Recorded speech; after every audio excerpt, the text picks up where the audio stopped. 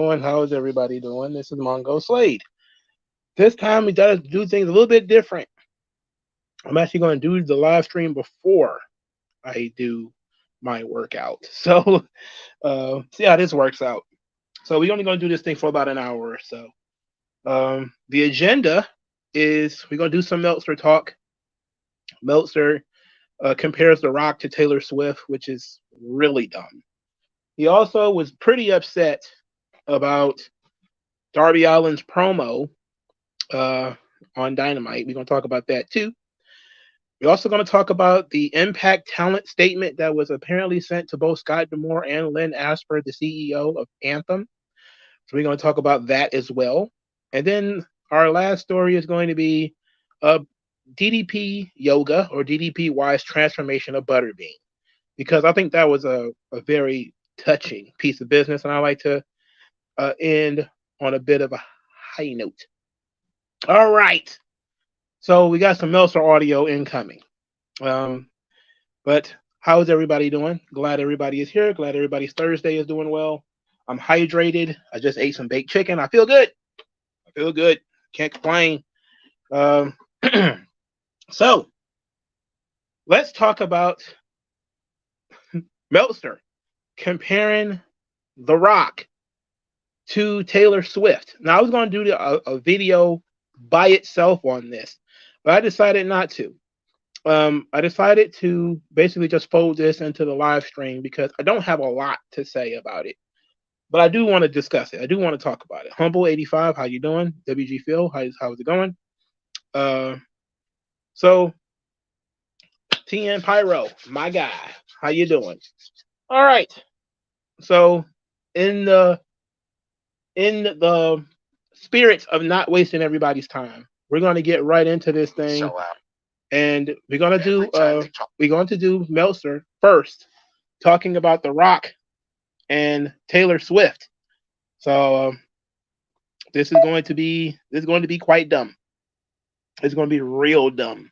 It's going to be real dumb. Yes, we're going to talk about X-Men 97 on Sunday, because as we learn more about X-Men 97, my interest in it has dwindled a little bit. But we'll talk a little bit more about it because it didn't look awful, but we'll get into it, how much I love the original X-Men animated series.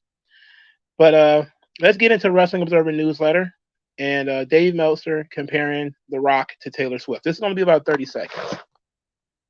Every time they talk about Dwayne being the biggest star in the world, it's like, Dwayne, I know he's a big movie star and everything. He's not a bigger star than Taylor Swift. No freaking way. He can't go to Wembley Stadium and do anything and sell out show after show after show with $1,000 tickets. I mean, Dwayne was in Vegas for free for that freaking press conference, and they did 3,000 people on Thursday. So it's pretty sure a Taylor Swift press conference in Vegas would have done more than 1,000. Yeah. No, I mean, like, he's a big star and all, but he ain't the biggest star in the world. All right, so, oh my God. Well, of course he's a hater.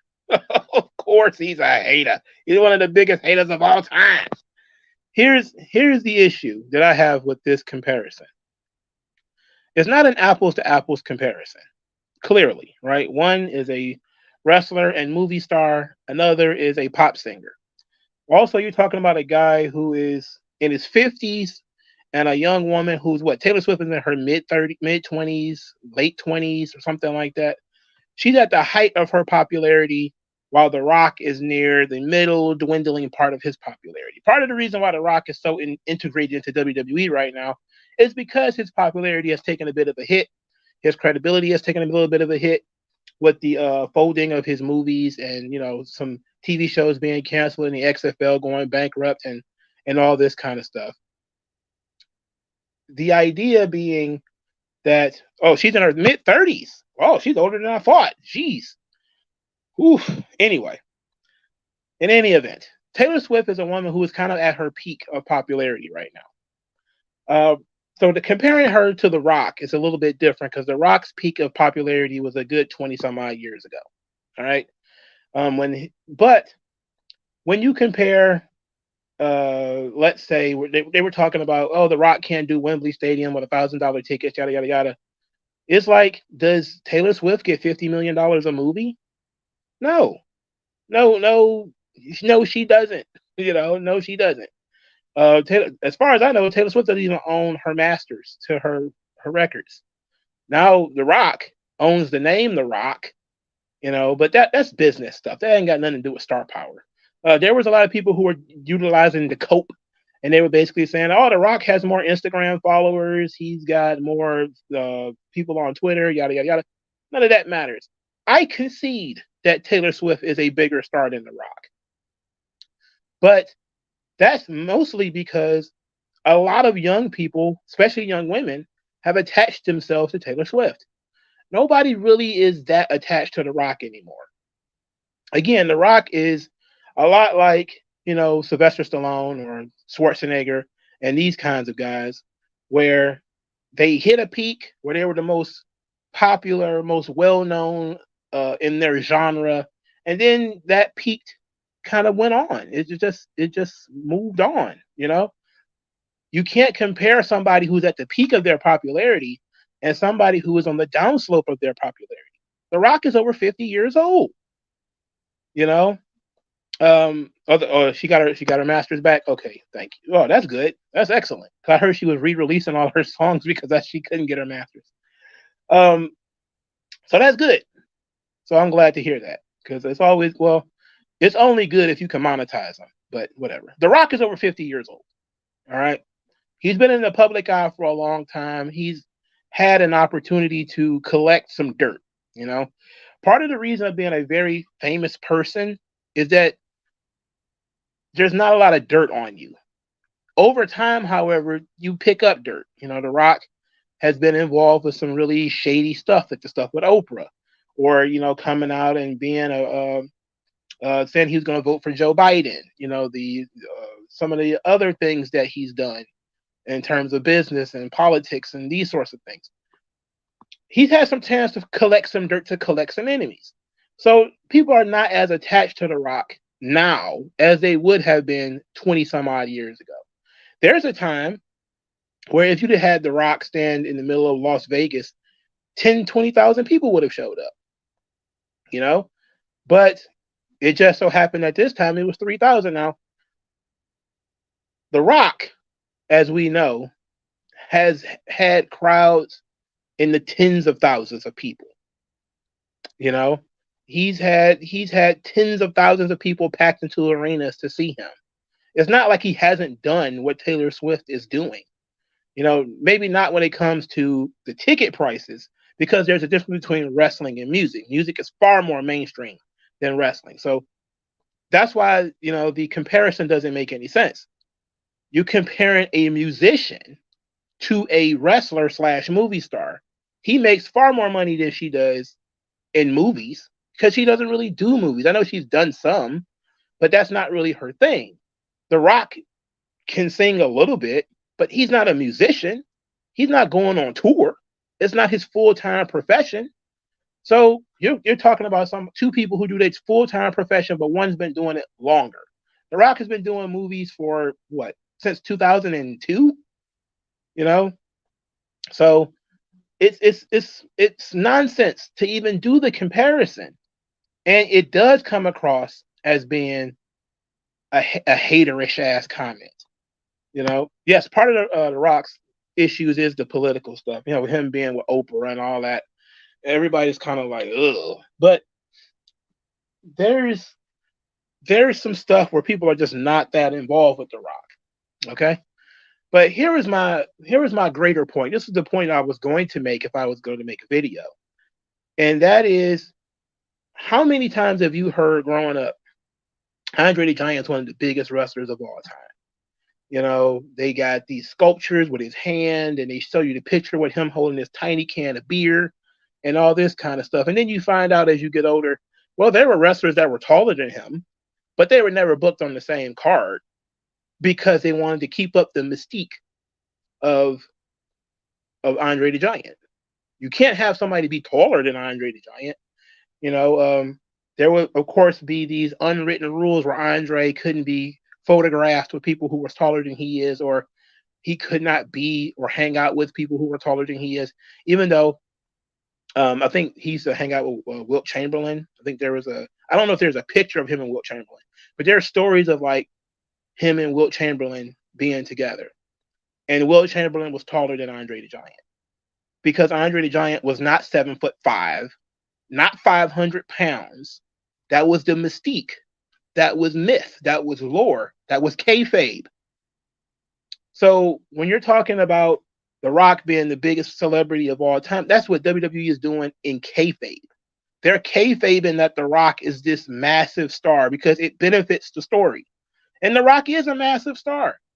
You know, I'm pretty sure you can find other people who are bigger stars than The Rock.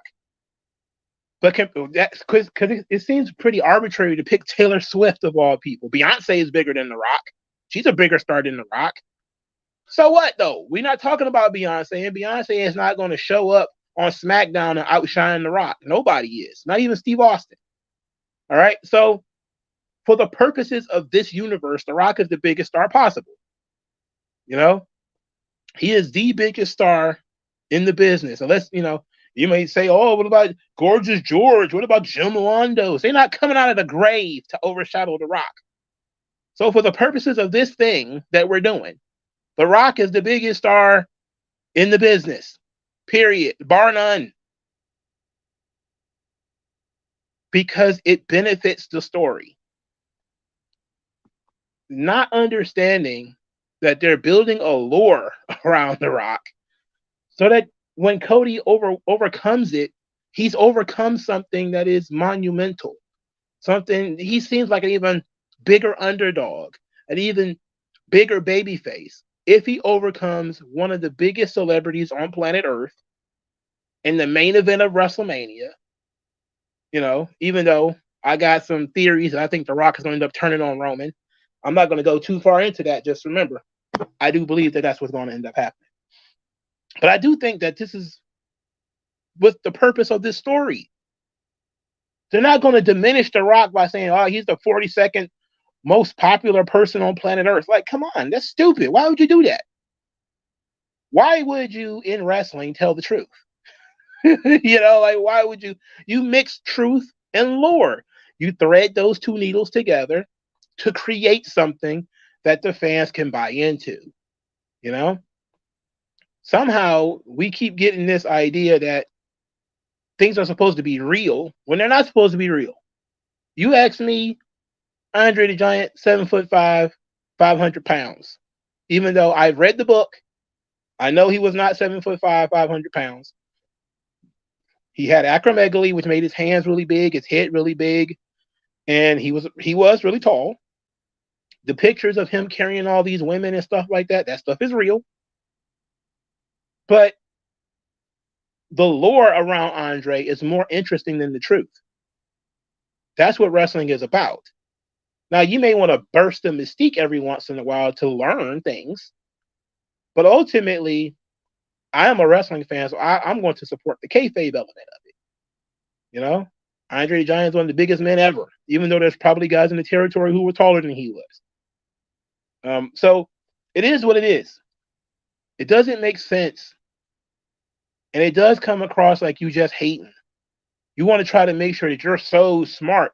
Oh, all the kids know who Taylor Swift is. It's like, yeah, it's 2023. The Rock has been famous for 20 years. He's ubiquitous. He's like furniture. You know, people see him on TV all the time. It's not a big deal anymore. Taylor Swift is going to be like that one day. You know, when she's in her 50s, it's going to be, well, Taylor Swift ain't as big a star as, you know, Mackenzie McFuckfuck over here from, you know, whatever. It's like, yeah, because she's been, you know, popular for 20 some odd years.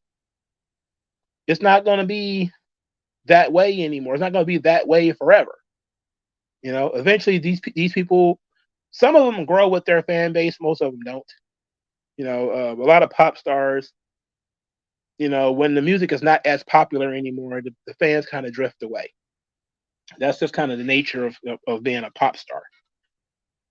But, okay, you're right. You win. The Rock isn't a bigger star than Taylor Swift, but he's a bigger star than literally everybody else that's on a wrestling show from not only this point, but from 10 years ago. All right? So this idea is ridiculous. You know, it's it's ludicrous, man. It's like comparing them to Beyonce. It's like people have been Beyonce fans for forever. She was at the peak of her popularity at one point. Rihanna, same thing, peak of her popularity. And honestly, if and this is kind of true, if Allin was really 72,000 people, I do believe that that probably outdrew a lot of Rihanna shows in Wembley. And Rihanna is huge. Rihanna's a huge pop star. But I saw the pictures of Rihanna's show at Wembley, and it was not good. Well, it was like one show. I don't know if it was like how many shows she's done there, but it was like one show, and I think the ticket prices was just so outrageous that the people didn't go. That's why difference between music and wrestling or whatever. More affordable tickets, appeal to a different audience, etc. Taylor Swift tickets and Beyonce tickets, those are status symbols at this point. Sometimes you're so far away you can't even see the person, and the tickets are $800. It's kind of dumb, but that's how it works. Music is far more mainstream than wrestling. The comparison is ludicrous, and I can't believe he would be dumb enough to sink to it. Mark Forrester, how you doing, sir? Kayfabe may be kind of dead today, but it's nice to get lost in it again, especially once in a while, especially for the people who laid the foundation for today's wrestlers. Okay, Taylor Swift has been popular for a decade. I've been out of touch with pop music for a really long time. There's no doubt that she's not like an overnight success. Like I knew Taylor Swift was not like Britney Spears when she was like 16 or something like that as one of the most popular performers on planet Earth. I knew that, but I didn't know she was in her mid 30s. I thought she was younger than that, honestly. I thought she was like I knew she did like some songwriting and she did some other stuff, but I'm not a person that is familiar with the career of Taylor Swift. So I don't know how long she's been around. Humble 85. WWE knows that The Rock is mainstream. Dave is in the wrestling bubble and doesn't know what he's talking about.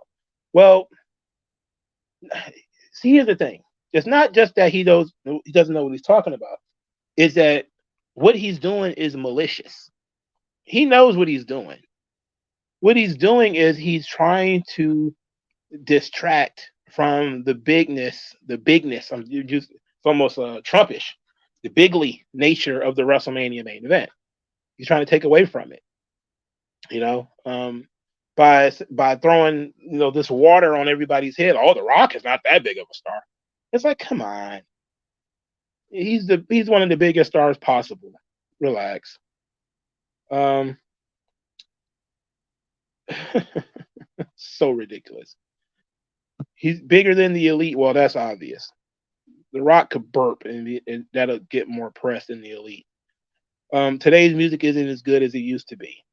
Well, that can be said for a lot of things. A lot of things today isn't as good as it used to be. As Kanye West said, they're making the Twix twice the size. They're trying to make us fat. Anyway, Meltzer continues his run of stupidity. And this time he's talking about the Darby Allin promo. I don't know about porn now. I don't know. Porn is, you know what? I'm not gonna say nothing about porn. We're just gonna move on. We're just going to move on. All right. The Rock got stats too. Yeah, The Rock got all kind of stuff. He has been the highest paid actor in Hollywood for who knows how many years. Taylor Swift ain't done that, but it's a different industry. You know what I'm saying? Like, it's a completely different industry, a different skill set, different marketing and promotion. They're big celebrities, okay? But this is also the same Dave Meltzer who had no idea how big Bad Bunny was, and was surprised and didn't think it would matter. Didn't think Bad Bunny would matter, and then he was told pretty much by everybody, "Yo, Bad Bunny, pretty big deal." Now he doesn't speak English, but well, he speaks English. I mean, he's like he doesn't make his songs in English, but he's a pretty goddamn big deal. And a lot of people were surprised at how big Bad Bunny is. That's like a lot of people continuously are surprised at how ubiquitous WWE is. You know, they're doing finish the story stuff, and they just got T-Pain with the big gold belt, the big gold, not the big gold belt that we know, but the big gold Roman belt. I was surprised by that. You know, every time I see that belt on somebody, on some celebrity, I'm like, they pay that celebrity to do this, because otherwise, why would you do it? Otherwise, why would you do it? I wouldn't do it unless I was being paid. Free tickets to WrestleMania, guys.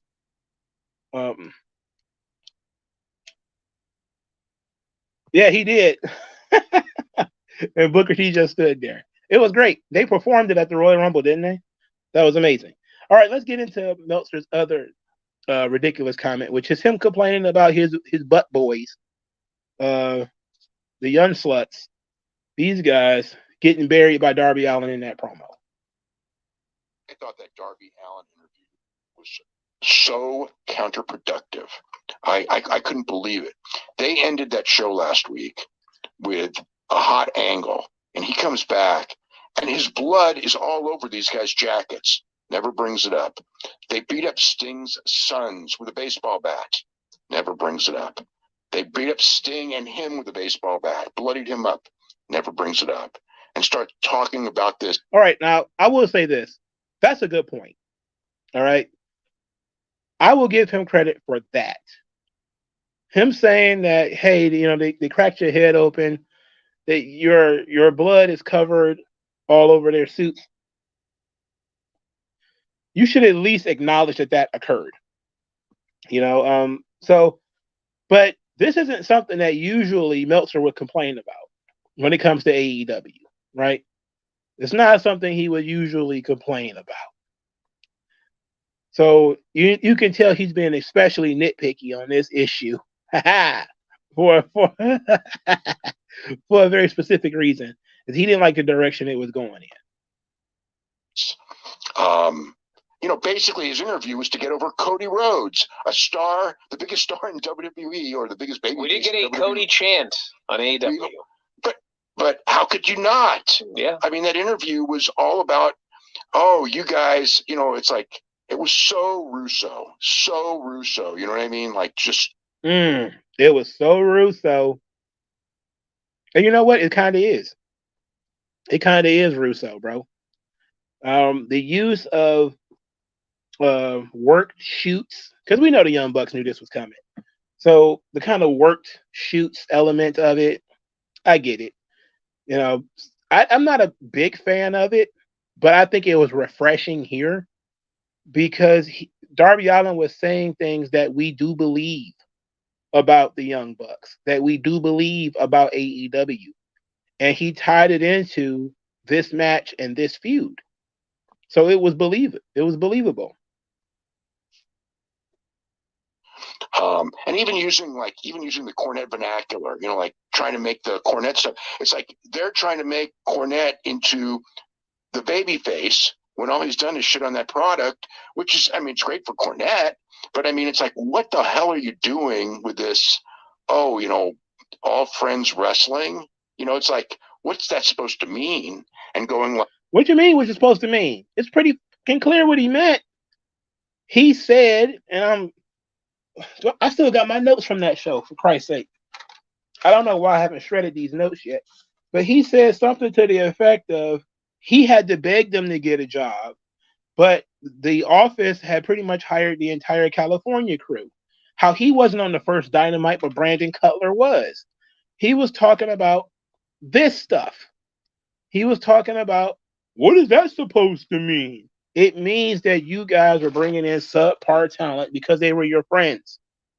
You know, that's what he meant. Like, you know, you guys didn't want me. You wanted Brandon Cutler, your buddy, and it was a different EVP that brought me in, and it's not Kenny Omega. So they all start chanting Cody. What? It's like, why did they even shoot that angle? Tell me, why did they shoot the angle if you're going to ignore it next week? They made no mention of it in the whole interview. Why did they shoot that angle last week if they weren't going to mention it? Well, that's AEW storytelling for you. They do a lot of things that they don't mention. Why is the Bang Bang Scissor Gang doing 12-man tags on Rampage while the people who attacked them all is just hanging around doing nothing? You know, I mean, Undisputed Kingdom just doing whatever they want. They're not getting their shit kicked in by these guys at all. That's weird, but that's AEW storytelling. Things happen. You know, what did they do? They threw Max Caster through a window or something like that, didn't they? Like they really did. They did him bad. They did him real bad, and it wasn't like some of it where I think they just beat up, Jay White, even though he should still want some kind of retaliation. They damn near murdered the Acclaimed, and it's dumb. It's dumb that you would shoot this angle and then have zero follow up. And then the weird thing is, they actually said that they were going to do something. They threatened to do something and then just didn't do it. That's goofy. He's being extra nitpicky when it comes to AEW this week because he didn't like that. He didn't like that they were talking about Brandon Cutler. The product got instantly better when that guy was gone, didn't he? I mean, they suck so bad. It sucked so bad. Ugh. That was humorous, though. That was humorous. The point of all of this was to downgrade the Young Bucks as EVPs. That they're not good at their jobs. That it was all for them. It was not about changing the wrestling business. It was all about themselves. It was to make them seem selfish and insecure and all this kind of stuff. So it was about trying to weave the truth with kayfabe, which is usually pretty good, but not mentioning that you got your shit kicked in the previous week is dumb. That's really dumb. That was really stupid. Why would you do that? Yeah, they threw Anthony Rowan's good glass window. I thought it was Max Caster, but it was the other one. They threw him through a window, and now they're scissoring and they're having powwows and smoking ayahuasca with the Bullet Club Gold, completely ignoring the guys who threw Bowens through a window. That's AEW storytelling right there. Why on earth would you do that? Why would you do that? That's big time stupid. But what can you say? I don't know what else to tell you about AEW. But I'm glad that he's actually finding something about the product to complain about. AEW misses Cody. They can't have him. That was interesting. I forgot to talk about. Did I talk about Ricky Starks? What he said about Edge? Did I talk about that? Because if I didn't, I need to discuss that a little bit later.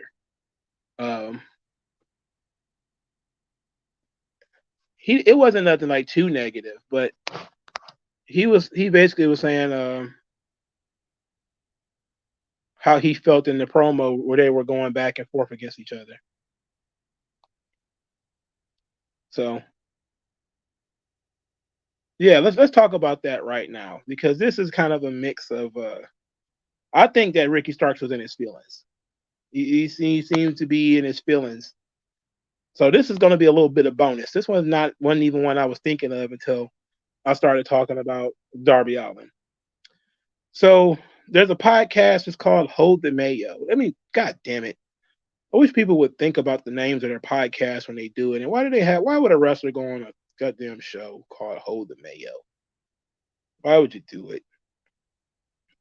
Why would you do it? Ricky Stark says, you know how it is. It's just like I'm trying to really choose how I want to navigate my career at this point. My screen changed. Sorry. Trying to navigate how I want my career at this point. I did say it off the cuff, but to me, it wasn't a big deal. The response afterwards, I want you to know you're going back and forth with your partners and y'all roasting each other. And you could tell they got a little bit hurt by it. If you watch it back, I got my glasses on and I said, okay. You could see my response, and I was like, wow, that really sent me over the edge. And then I kept it moving. I'm too cool with that shit. It's just one of those things. I promise you, I did not get eaten up by his response. He didn't eat me up. If anything, he looked stupid with calling me what he did. I really wish I would have hit him back. I thought about it afterwards, and I wish I would have said, hey, dog, I'm actually black. So you're wrong. Sorry. He, he'd have called you a mocha version of the rock. You know, a small cappuccino version of the rock. A latte version of the rock. Creole version of the rock. Creole midget rock. You know, that would have been great. You're a bite-sized Creole midget rock with a little extra sugar. Jesus. He didn't eat me up. As soon as somebody say that it didn't happen, he didn't eat me up. He did. Yeah, he did. You were in your feelings. I'm sorry. Unfortunate. It was unfortunate. Why would you call that a controversial promo? It wasn't controversial. It wasn't shit controversial about it. It was just it was funny though. I would have loved for them to go back and forth a little bit more. He'd have got called something even funnier. Called him a midget. That's hilarious. That rules. Calling somebody a midget rules, especially when it's facts. Mark Forrester said, I bet they're not even going to do anything with Starks for weeks after they just lost the titles. He wasn't on Dynamite, so that tells you a lot. That tells you a lot. He wasn't on Dynamite, was he? Edge got under his skin. You could tell that they did. You could tell Edge got under his skin. He can't wait to get out. Yeah, Starks is counting, boy. I know he and that boy putting scratches on the walls like he in lockup. He got to get out of there. I'm pretty sure Cody has got everything all ready for this kid. MJF called him the Pebble.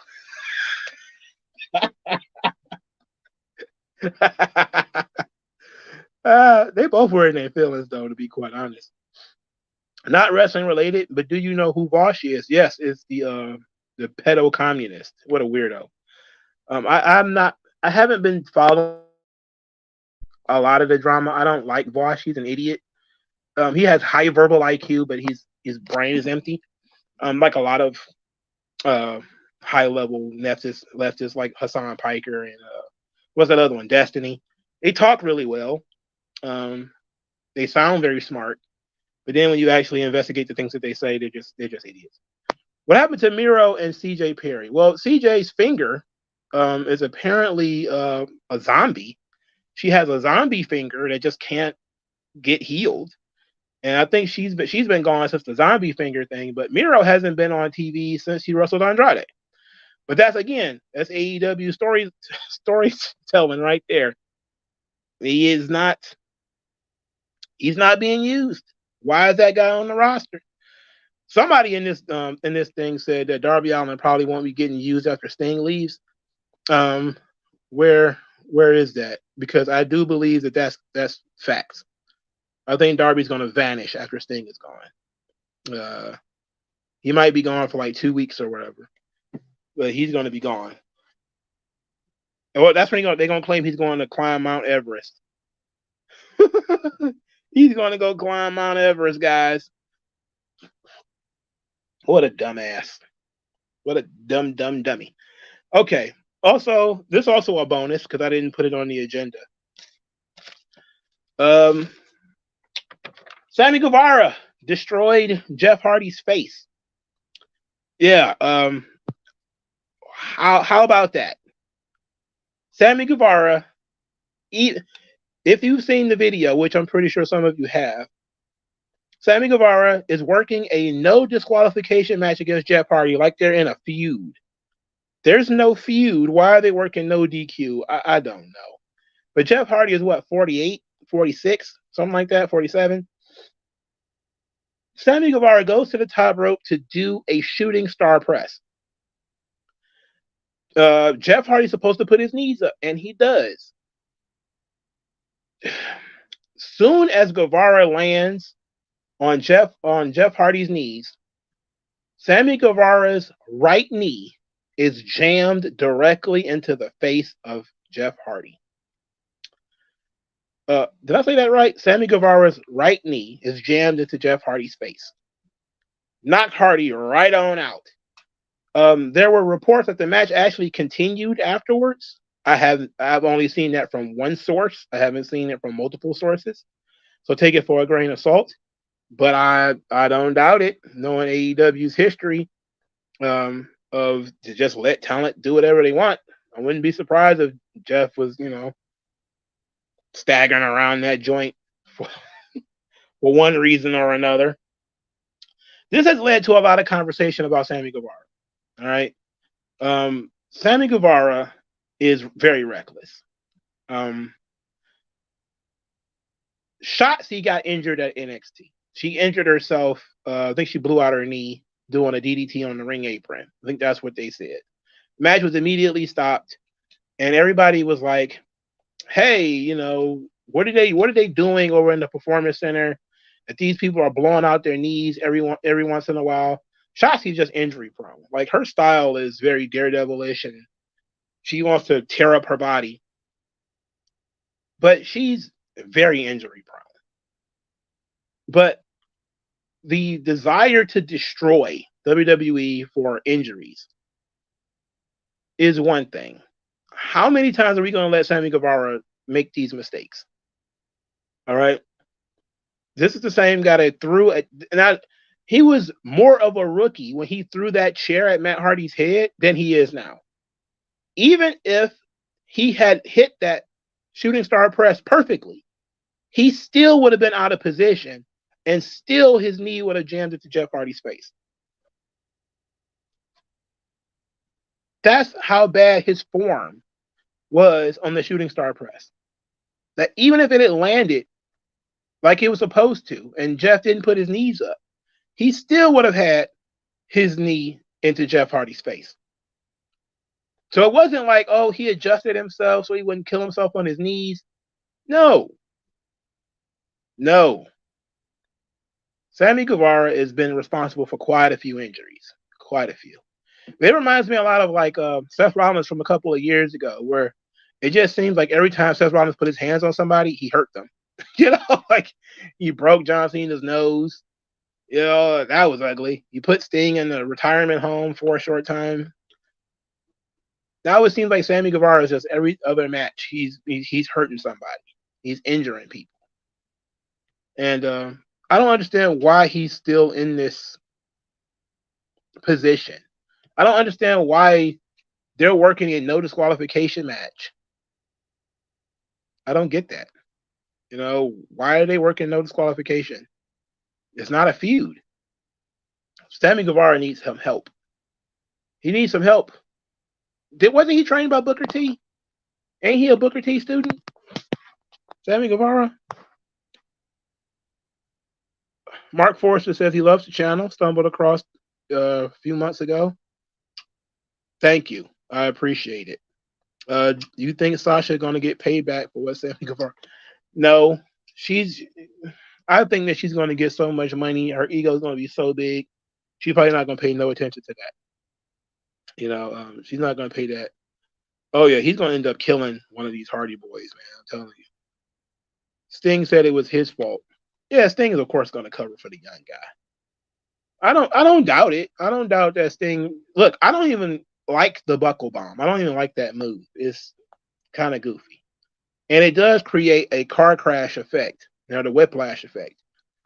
So I probably would. I loathe to ban moves, but probably should ban it. Whatever. But I remember that was a time that Seth Rollins felt really, really bad because Bret Hart came out and was like, "That Seth Rollins, he was one of the worst." He's one of the worst guys ever. You're not supposed to hurt people. Speaking of not supposed to hurt people, there's another bonus.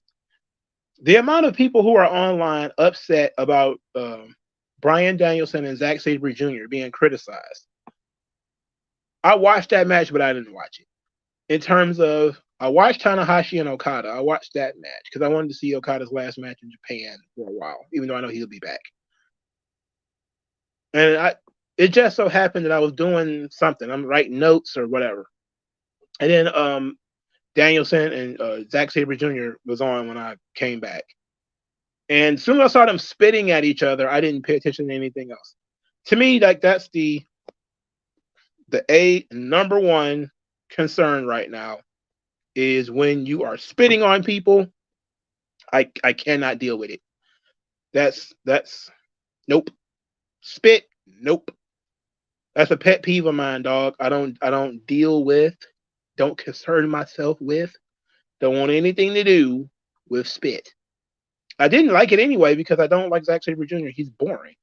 You know, he's boring as shit.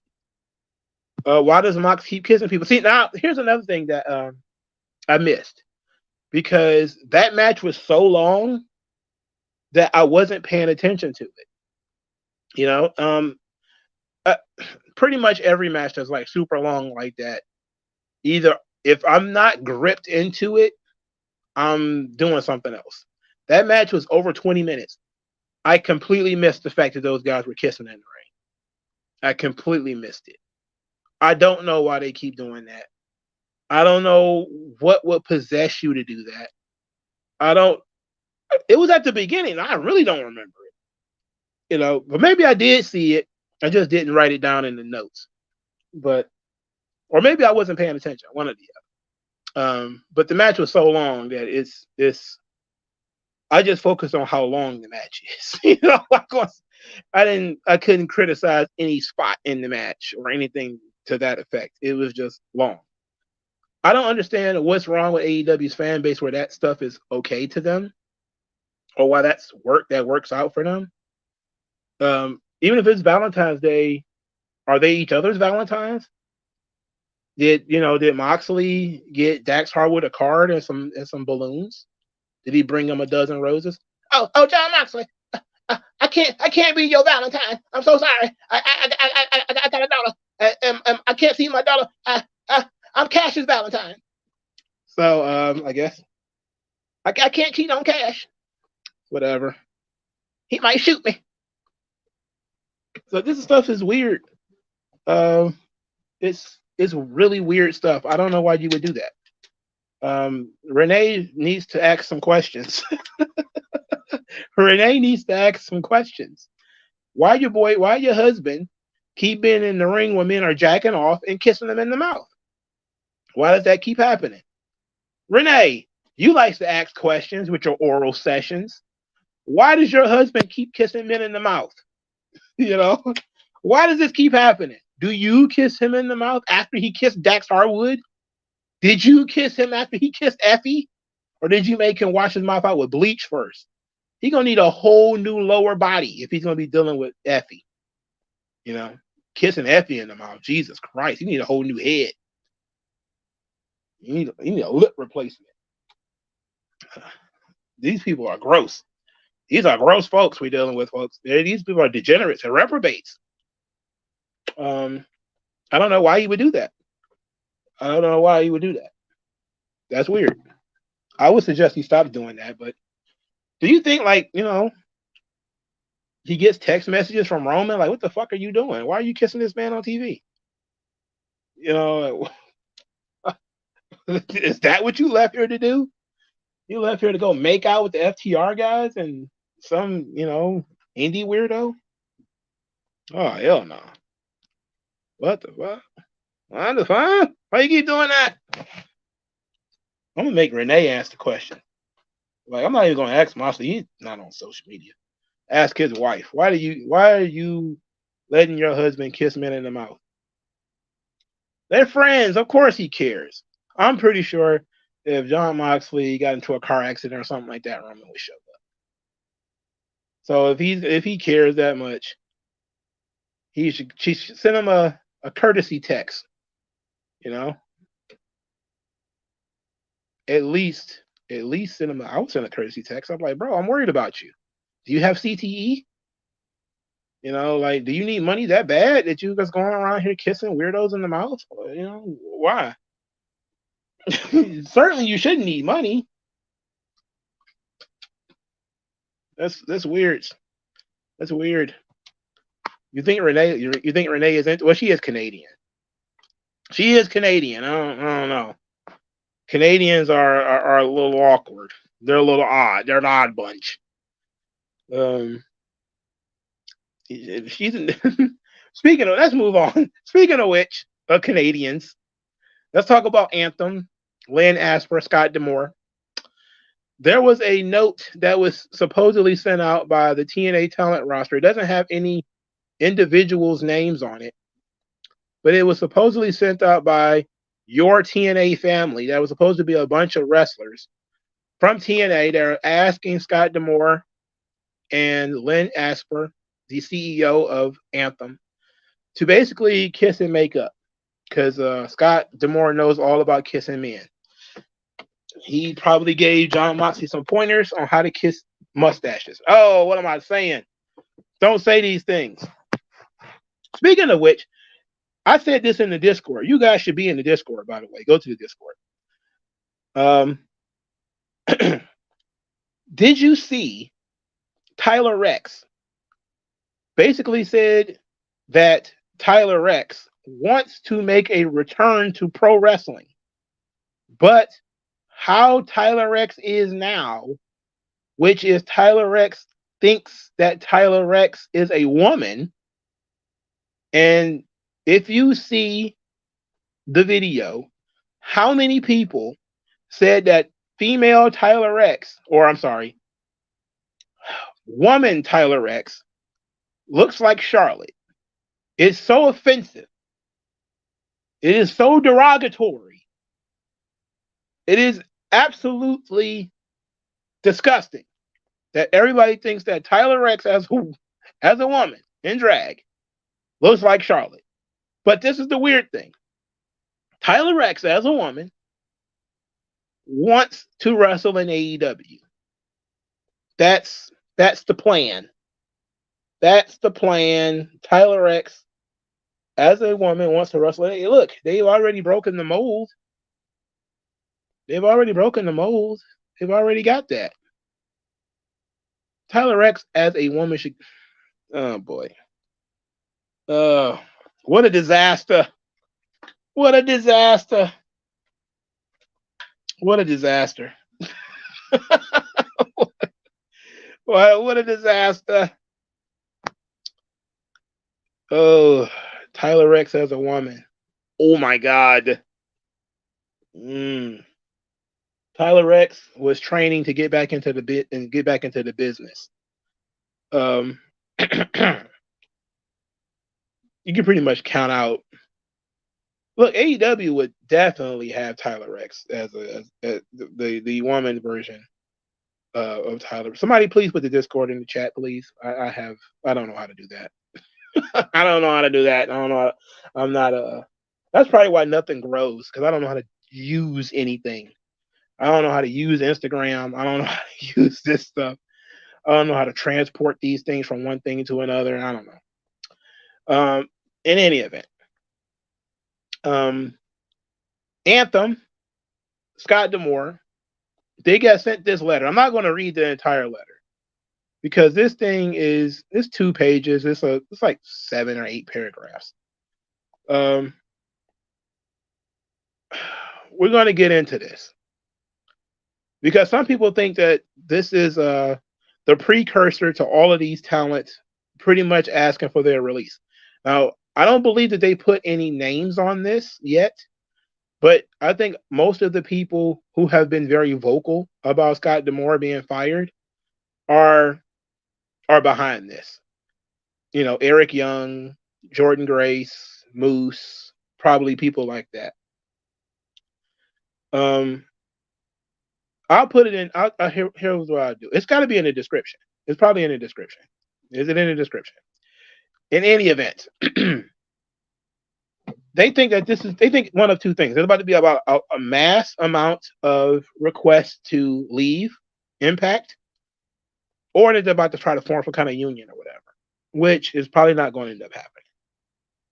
So, to give you the cliff notes of this letter, they talked about TNA being a family, that they're deeply saddened by Scott D'Amore's removal from the position, that they understand that without Lynn Asper and Anthem, that the company would not exist, and but they have to voice their concerns about the direction of the company.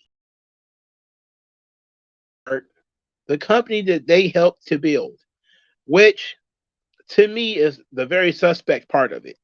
Like when the talent started saying, like, we have a hand in this and building this, that is, giving some people like a wink and a nod that, they're starting to get their fingers into the administrative element of the business. So they understand that wrestling is a business, but they say wrestling is a uniquely situated business, and that the right creative vision must be in place, and the right creative people need to be in the right places so that the vision can come to life.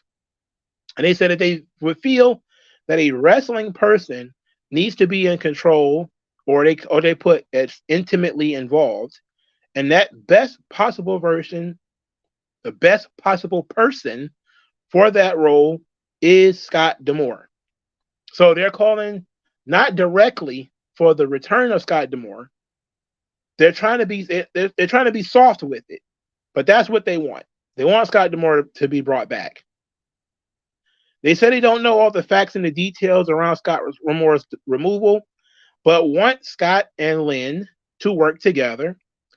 And they said they want to hope that people can set aside any hurt feelings or unkind words that may have been exchanged, and to meet and to discuss a path forward that preserves the TNA Impact family.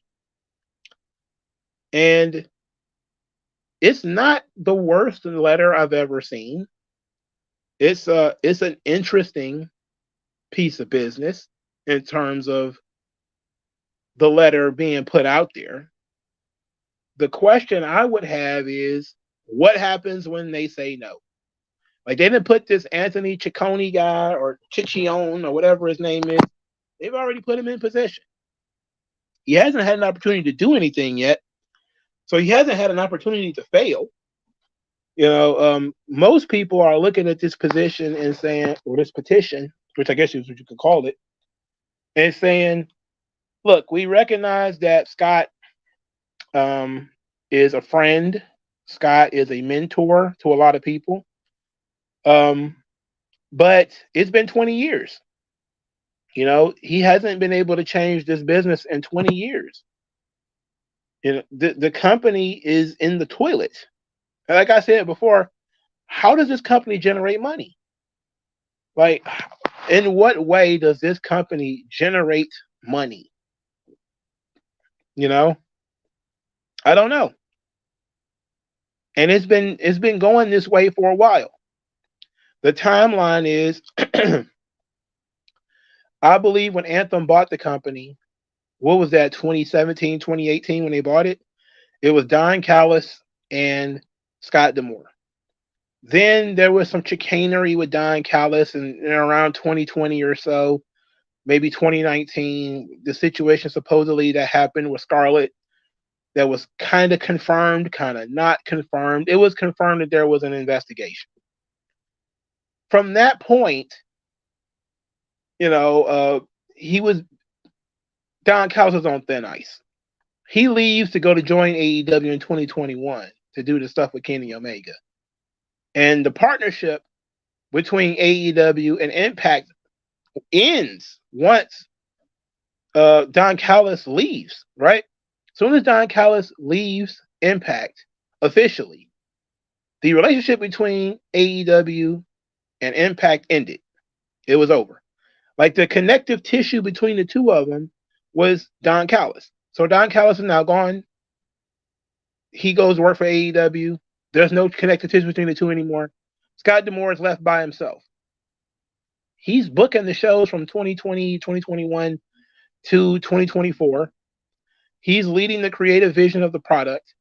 He's hiring a lot of the talent, and a lot of the talent that he's hiring are friends of his, people that he trained personally, like Gail Kim, who is making the decisions on the women's side, like um, Josh Alexander, another Scott D'Amore student, and a bunch of other people who Scott D'Amore thinks is pretty good, but whom other people are just like, who cares about these folks?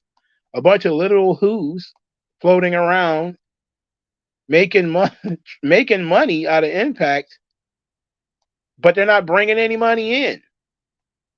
It's all money out, no money in. So this company needs to bring money in. It literally doesn't make. How much more can you take? What more can you do? You got to bring money in. It's just not working. Bringing in Okada and Will Ospreay, you're right. It's not going to draw them any money. It didn't draw them any money. I know the business has been up because there's been excitement around the brand, but there's a bunch of other things to consider. Like I've said before, like same thing with AEW is like, where is their sponsorship revenue? It's not just TV ratings. They're still, even today, putting out their pay-per-views for free on YouTube, probably to get the YouTube revenue. What was it? What was like? I would like to know what the final straw was. Was it that the pay-per-view didn't do as well as they thought? Was it something else that kind of flopped that they were expecting to do well? It has to be something, because they didn't just up and fire this guy for no reason.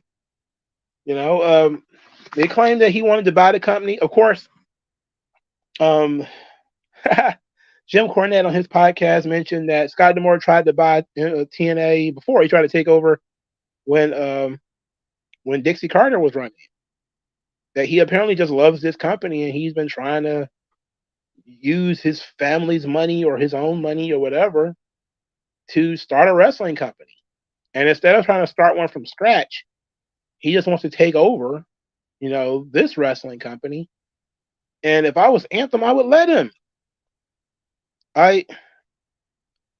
What are they getting out of this? Outside of content for their TV networks, what are they getting out of this? I think ultimately Anthem will sell it. I think if they wanted to sell it, they know that they can get more for selling it to WWE. So why sell it to Scott D'Amore? But I don't know, man. It doesn't seem right to me, But Scott D'Amore is a terrible businessman. His shows were terrible. They were boring. The creative was no good. The people he was pushing as stars were not that interesting. It was just a drab show. It's just not good. So him getting fired is like it's beyond time. It's beyond time for him to get the shit canned. Why would he? Why wouldn't he rather? All right, let's do another bonus one before we move on to our last schedule segment.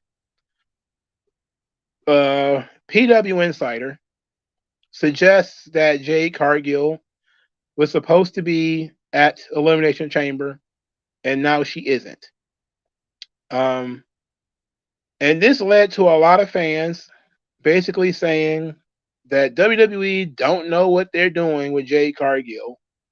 That they brought her in just to screw with AEW. There was no plan with her. That she should be in Elimination Chamber. All this kind of stuff. But I don't see how you could be disappointed that she's not going to appear at a show where she was not advertised. Why would you be upset she's not appearing in a show where she's not advertised? And so one of the AEW reply guys says WWE signed Jade only to stick it to TK and AEW. You could tell WWE never actually had long-term plans for her. Fuego del Sol, of all people, says, I'm breaking my own rule here as a warning. Don't interact with outrage accounts or engagement farming accounts like this. I've talked to Jade personally. She knows the huge spot that WWE has for her and is working like hell behind the scenes to kill it when the opportunity comes. Now, if you were a person with like working brain cells, let's say, you would know, for instance, that you don't put people that you want to push in a situation in which they are not going to succeed. You know, the idea that you're going to put Jade Cargill in a elimination chamber where she is not going to win, she's going to be pinned or submitted. Is that beneficial to her growth as a performer? No. Why would you put her in a position where she needs to lose? Why do that? You know, that doesn't make sense. And that's just use your common sense. Is this camera on me? Use your common sense. It's common sense. It's common sense. Why would you do that? You know? Why would you do that? So the idea that I think PW Torch, I mean not PW Torch, I'm sorry, PW Insider, I think they backed off a little bit and said that they never said she was going to be in the match. They said she was supposed to do something. She still may do something. We don't know what the hell the plan is. But I could pretty much guarantee you the plan was never for her to be in an Elimination Chamber match. Because they've been teasing this thing as Becky Lynch and Rhea Ripley for weeks. Why would they, even before the Royal Rumble, before Jade was in the Royal Rumble, they decided they were going to go with Becky Lynch. It's dumb. It's so dumb. It's really dumb. And these are the same people who have no smoke at all for the booking of Malachi Black or Jay White or Miro in AEW. These guys who have been there for years. Jay White's been there almost a year already. He ain't done nothing of note. He wrestled for the world title a couple of times. That's about it. Miro has been there for 3 years. Malachi Black has been there for 3 years. Andrade was there for 3 years. Just because Jade Cargill is not, she hasn't even been under contract a year yet. They've been picking their spots when it comes to Jade. They've been teasing. They've drumped her in the Royal Rumble so that she could do a little bit with Nia Jax. She lost that match too, but it's over the top rope. It's not that big a deal. Why would you put her in a pin or submission situation and put her in a crowded match with a bunch of other people? Why would you do that? I mean, they already did that with the Battle Royal. Why would you? That's stupid. These people are dumb. These people are dumb. You know, there was another comment about Jade Cargill. It's like, oh, they put Maxine Dupree on TV. You know, they got all these untrained NXT talents who have like 3 matches in, and they're on TV. It's like, because you keep listening to people who says that WWE isn't using Jade Cargill because she's not good enough. That she's not good enough in the ring and all this kind of stuff. What they're doing is they're making her special. It was the same thing they did with like Logan Paul and Pat McAfee and Bad Bunny and all these people that they believe are stars, or, you know, they have star potential. You don't put them in NXT. You put them in a private training facility where they work out, get better at their craft, because they're going to be in big spots. They're not working their way up to be mid-carders. All right? These people are being, like the Bad Bunnies and the Logan Pauls and the Pat McAfees, they're being taken to the top of the card. All right? It's a different situation than, you know, young, 22-year-old girl who never wrestled a day in her life. She's just getting some experience being on TV. It's a completely different ball game. They're not punishing Jade for not being good enough. They're making her better for the spot that they want to put her in. They're preparing her, grooming her, if you like, people like to use that word. They're grooming her for the spot that they want to put her in. They're preparing her for the spot they want to put her in. If they just wanted her to be on the roster, she'd just be on the roster. She'd be Mi Chin. She'd be Mia Yim. She'd be Candice LeRae. If we just wanted somebody, a woman on the roster, they just do that. That's not what they want to do.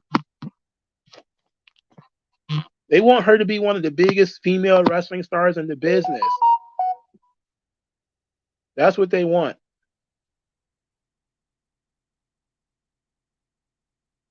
They have to put together the right package. And it's going to happen eventually. I mean, why is people rushing it? I mean, for God's sake, look at how much time you gave AEW on like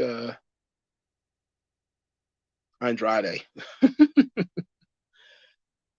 Yeah, clearly they see something in Jade. That's why they're protecting her. And they're being overprotective. I think they could be doing some stuff right now with her, but they may start doing stuff with her at Elimination Chamber where she might make an appearance there and do something. We don't know. We honestly don't know. But they're showing her off like a prize pony.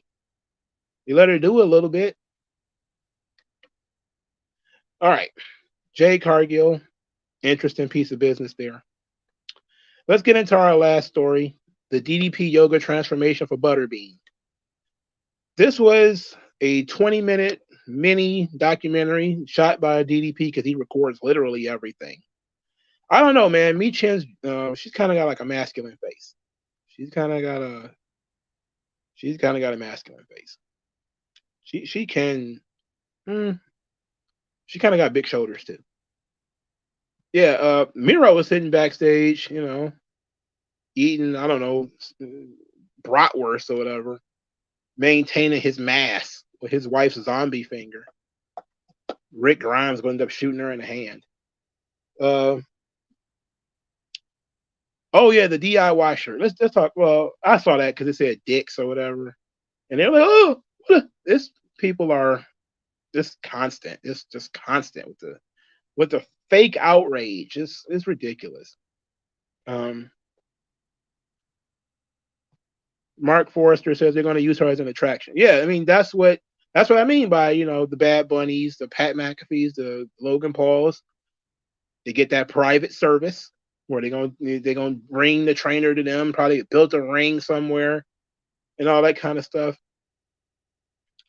It's common sense to anybody who's paying attention. They basically told you that they're not going to have her out here working week in and week out. Not right now. Not right now, anyway. They're probably going to do with her what they should have done with Ronda Rousey, and that is limited doses. But I think Jade Cargill has a week-to-week schedule upcoming. Probably about this time next year, she's going to be on TV pretty much every week. But they want to make sure everything is good first. All right. So Butterbean, if you guys know who Butterbean is, you should. WrestleMania, he knocked out Bart Gunn, put him on his ass. Butterbean has made a couple appearances in WWE. So they gave his career history, life story. I didn't know that much about the guy. DDP transformation videos. So apparently, I forgot what he was doing for a living, but he was kind of like a regular blue collar guy.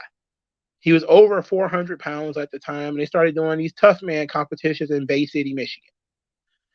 And the tough man competition had a 400-pound weight limit, so he had to start losing weight. He said he had to lose about 30 pounds or something like that.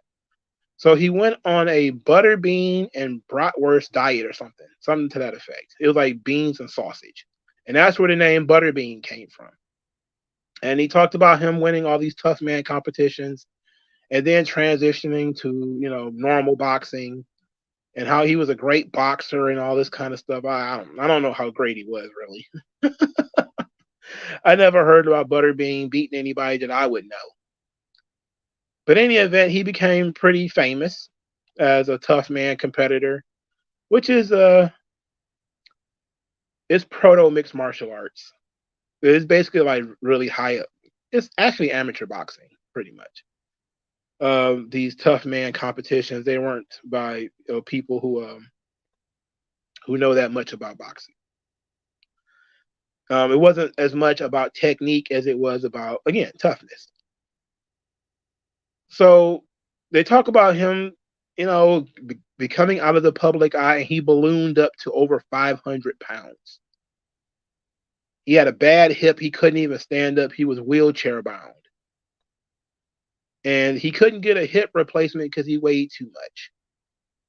And he had pretty much given up on life, and he didn't know what to do. So our old friend, Rick Bassman. If you're not familiar with Rick Bassman used to run UPW in California. He's one of the guys who helped train John Cena and Samoa Joe, and I believe Melina. And there was somebody, I think, was it Johnny? No, I don't know. But UPW used to be one of the feeder systems for WWE. I did a video on it when I was talking about WWE's developmental systems. So Rick Bassman was friends with Butterbean, and he's also friends with Diamond Dallas Page.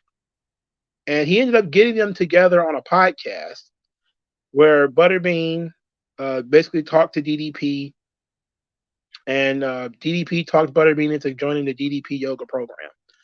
Butterbean, of course, was like, "I'm a man. I don't want to do no yoga," because every DDP yoga program or video is, "I don't want to do no yoga." And then DDP says, "It's not yoga. It's DDPY." So it goes through, of course, all the time. You see him struggling, Butterbean, struggling to walk. He can't walk. He's on crutches. He's in a wheelchair. The guy's 500 some odd pounds. He's got to get down to a manageable weight so they can do the hip surgery. He can't even stand up straight. I mean, it's absolutely just heart-wrenching. They show him doing the system, with DDP. Believe it or not, Anthony Ogogo, yes, the wrestler from AEW who for some reason re-signed with that company, despite the fact that he hasn't been on TV in 2 years. He looks like a completely different person. He looked like a completely different person than the last time I saw him. But Anthony Ogogo, he's helping him train, sparring with him and everything. And Butterbean gets down to 330 pounds. It's amazing. And then they show you he keeps working 127 days into him working on the program. He's lost over 200 pounds. He's now under 300 pounds. Like his wife said he had not been under 300 pounds in like 30 years. So technically he's like, I think he said he was 299 when they weighed him. So he was, right at 300-pound mark, but he was under 300 pounds. He was able to get his new hip. So he was able to actually, get up and walk around. I mean, in less than a year, this guy lost 200 pounds. That's crazy. How you manage to do that without surgery and drugs I can't imagine. I can't imagine the work that they had to put in to do that. That's amazing. I think they're teasing that he's might fight again, but the guy's got to be in his 60s at this point. I don't think he's going to fight anymore. Why would you want to damage your new hip? He used to be confined to a wheelchair, then he was confined to crutches. Now he can walk on his own. This is an amazing story. It's a great story. It's truly legit. I'm always glad to see these kinds of transformations. And DDP was like, "Oh yeah, you taught him to believe in himself, and he believes in himself again." And what DDP is doing with these guys, man, is nothing short of magic. He is it's absolutely, it's magical.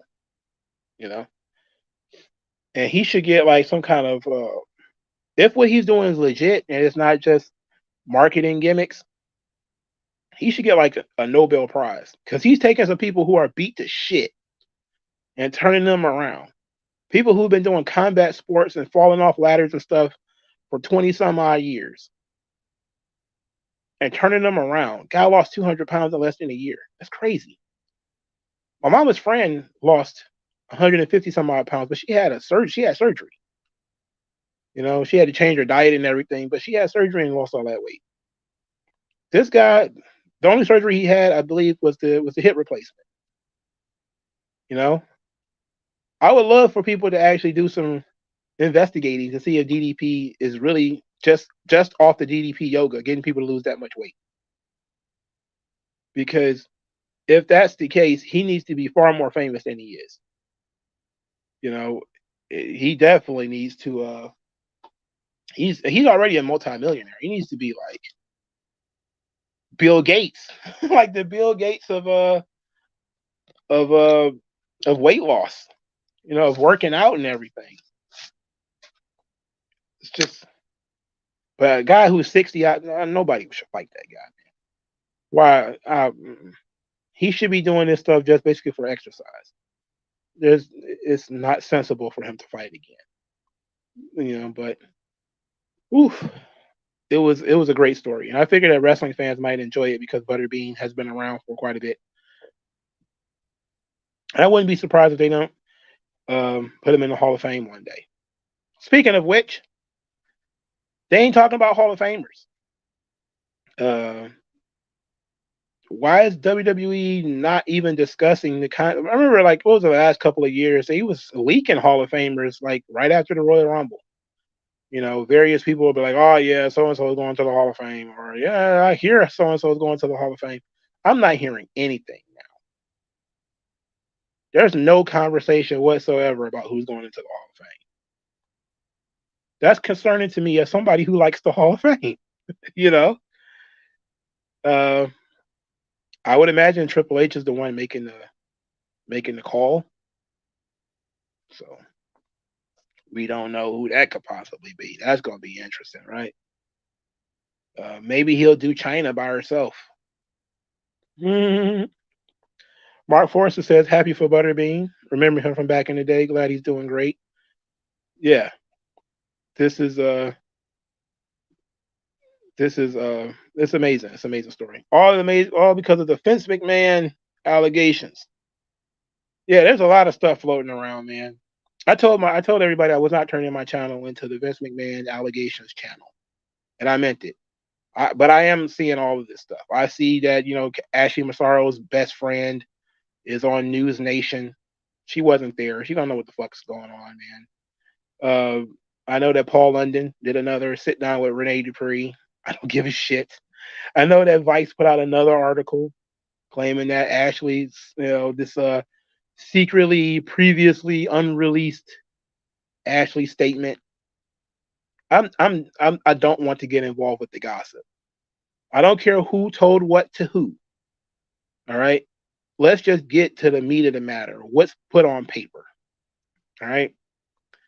So I'm probably not going to discuss, unless something major happens, I'm probably not going to discuss the Ashley Massaro thing again until we figure out what's going on with that military report. You know, so love the show. A little behind on the feed. Is there a membership channel? I'm actually going to look into that because I know a couple people have asked me about it. I'm going to actually look into it. I'm not technologically advanced, so it's going to be a while before I figure out how to make that shit work because I have to study all this stuff. YouTube has all these tutorials about doing all this stuff. But for me, when it comes to the Ashley Massaro story, I don't care about what she supposedly told somebody, you know, and that they decided to sit on it for 10 years and all that. No, I don't care. The end of the day is, before we start talking about that there was allegation that there was a cover up, you first have to figure out that the actual thing occurred. All right. We haven't even gotten that far. That's how in the weeds we are. We're talking about who knew and how did they know and how did they find out. It's like Where is the evidence that she was even raped? That's what all I'm saying. Let's get to that part, then we can figure out the rest. Because they didn't even prove that part. All right. So once we figure out whether there was some suspicious activities, and there's a lot of stuff to go through. Like if you really wanted to investigate that situation, there's a lot of questions to ask. And again, I said that the NCIS report is likely not going to uncover anything major, but I do want to know who they talked to, and I want to know when they looked into it. Did they have the name of the doctor? Do they still have her medical records from when she was there? You know, because they might know what she was taken to the infirmary for. Because in her statement, she was taken there for menstrual cramps or something like that. In Jimmy Hart's statement, she was taken there for dehydration. So we got to figure out why she was there. Then we can figure out if there was like a missing paralytic, because that's those paralyzing medicines. That kind of stuff is, it's kind of hard to get a hold of if you're just like a regular grunt. Even if you were just going around trying to rape women, that stuff has to be accounted for. I know there's a lot of bloat and other kind of chicanery in the military, so it's possible somebody could have swiped something. But there's a lot of things that we need to answer for before we start jumping into all of these allegations. Now, the Janelle Grant stuff, I know a lot of that stuff still going on too. Vince McMahon's reply to Janelle Grant's allegations should be upcoming. I think the 21-day mark is tomorrow, so he's going to be either asked for a continuance or he's going to drop his rebuttal. I'm definitely going to do a video on the rebuttal because you just can't ignore that. But for the most part, I'm not going to turn my channel into the WWE sex scandal thing, because a lot of this shit is just people trying to rope a bunch of other people in it. Like, go to the comment section of the Jim Cornette video on Ashley Massaro and see how many people are trying to rope in Lita, Mickey James, Christy Hemme, Stacy Keibler, all this junk. It's just all junk. It's people throwing theories out and seeing what they can make of it. In reality, we don't know what the hell happened. I heard that Rachel Rose replied to Booker T. I heard that. I didn't read it because, once again, it's the same thing. She's not going to accept any accountability. It's just no responsibility whatsoever. It is what it is. Now, I did see also the New Texas that promoter. He's still online raging about, they will not be roped into this and all this kind of stuff. I'm just like, oh my God. It's ridiculous, bro. It's not even. I may look into it. Matter of fact, I got a couple of minutes. Let's do it right now. Let's look into it right now. I was about to wrap it up, but let's do it. Let's do my live reactions to this Rachel Rose thing, because I did do a video on it. So it's kind of going to be a little bit of an update. A little bit of an update.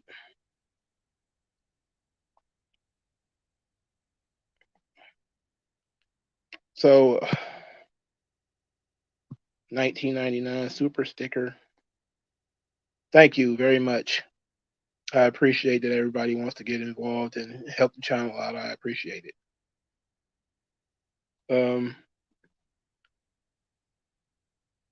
She says that's not the way things were handled. She says Kevin runs the day-to-day operations. So you dealt with Kevin directly. If he told you you need to escalate things with talking to Booker T or Sharmell, then that's what you do. And I was never told by Kevin I needed to talk to Booker T and Sharmell, and I was already told not to do that because he had informed me that he kept them informed of the situation. Throughout the entire situation, was on the phone with the police, the lawyers, district attorneys, blah, blah, blah, blah, blah.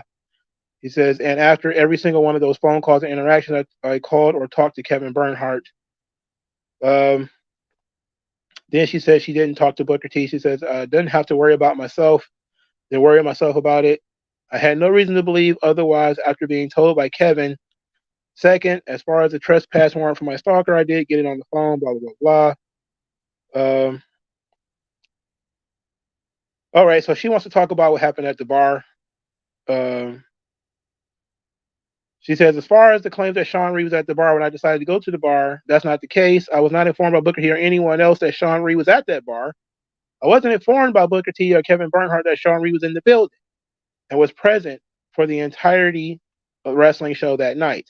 I found out Sean Reed was present for the first time when I went to the same bar that I always go to. I was in my usual place, and that is when I saw Sean Reed that night. I wasn't going anywhere I wasn't supposed to be. I wasn't going anywhere that I don't usually go. And I certainly did not go into that bar looking for Sean Reed. Knowing Sean Reed was there or attempted to attack Sean Reed or attempting to contact Sean Reed, he came to that bar knowing I was there and coming to my usual place in order to confront and see me. All right, so he was a former reality of wrestling talent. He knew they were going to be at that bar. It's pretty obvious that he knew they were going to be there. So she says that she didn't know he was there until she got there. Fine. That's okay, understandable. Let's say that that's the part of the element that might be misconstrued, that Booker T never told her that guy was going to be there, that she was just in the bar and she saw the guy. Okay. Point remains that you don't approach him. I mean, that's just point remains, you know. She says that there were comments about Booker T that she supposedly had outside the venue. She says, I was urged his solution from what I understood was to go home and not involve the police. So now that she's saying that this whole thing was a cover up, Booker T wanted her to cover it all up. I did not disobey Booker T. I did what I had to do to obey the police. When they told me the first time that I made a police report that I had to call them immediately every time Sean Reed showed up. So I was obeying the police when I called the police to let them know my stalker was here. Didn't she say earlier that she didn't know that he was in the building? Unless she didn't know that Booker T brought him back, which might be the issue. And she says, oh, she's still dealing with it on a day-to-day basis. She says, the words "you're fired" were not said to me. Those words were not said to me. What I recall being said to me is that they didn't want a crazy person at their school and they didn't want the police involvement. And I recall telling them the only way to keep my stalker away from their school without police involvement is to keep me away from their school. I recall being told if that's what it takes, that's what it takes. Okay. So she wasn't fired. She was basically told, we don't want any trouble. And she said, well, the only way there won't be any trouble is if I'm not here. And then they say, well, it is what it is. Again, there's nothing new to this story. She's still not taking any kind of accountability. And it is what this thing is going to keep going and keep growing. And it's becoming a bunch of he said, she said shit, you know? So I wanted to end on a positive note, which was Butterbean, you know, saving his own life. So let's end on another positive note. Our girl Jada Parker made it on World Star Hip Hop, and everybody is absolutely creaming over Jada Parker. Brother, she did it. She got people worked up into a lather. All right. She got everybody all worked up. Ooh, baby. That girl's special. She got something about her. Everybody like her. All right, y'all. Thank you all for stopping by, man. I appreciate it. It was a little early today. Usually I don't start till 8. Now I'm ending at 8:30. But I gotta go work out. And I'll talk to you guys later. Oh yeah, Miss Parker. Her having the internet on Smash. I'm loving it. I loved it. All right. Thank you guys for your time, man. Peace out.